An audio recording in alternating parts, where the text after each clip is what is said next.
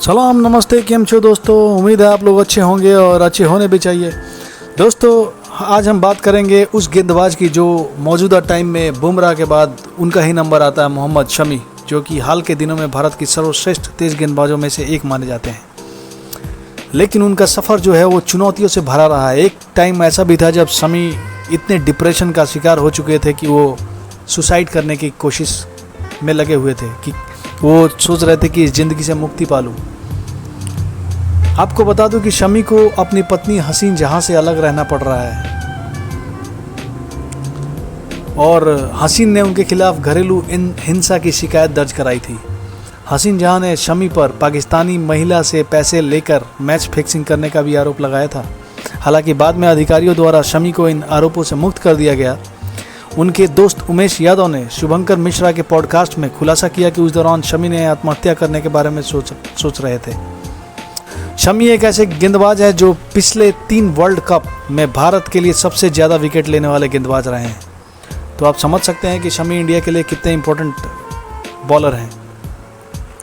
उमेश ने पॉडकास्ट पर कहा कि उस दौर में शमी हर चीज़ के लिए लड़ रहे थे।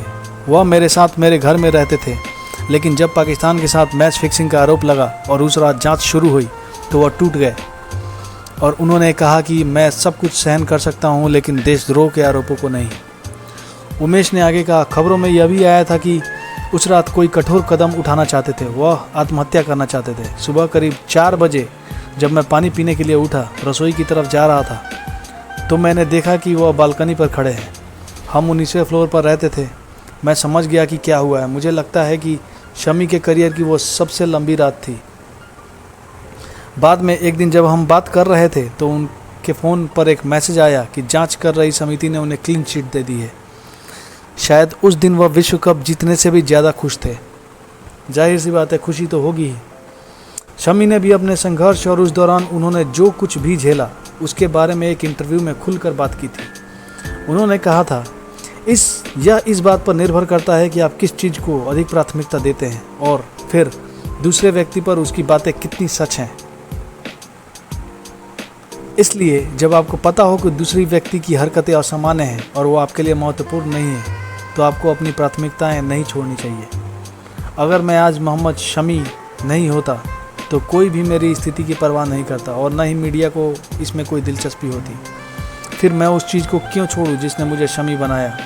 इसलिए आपको लड़ते रहना चाहिए। दोस्तों ये एक बहुत बड़ा मोटिवेशन है कि आपको जिस चीज़ से सफलता मिली है, जिस चीज़ ने आपको पहचान दिया है, उसको ज़िंदगी में कभी भी छोड़ना नहीं चाहिए।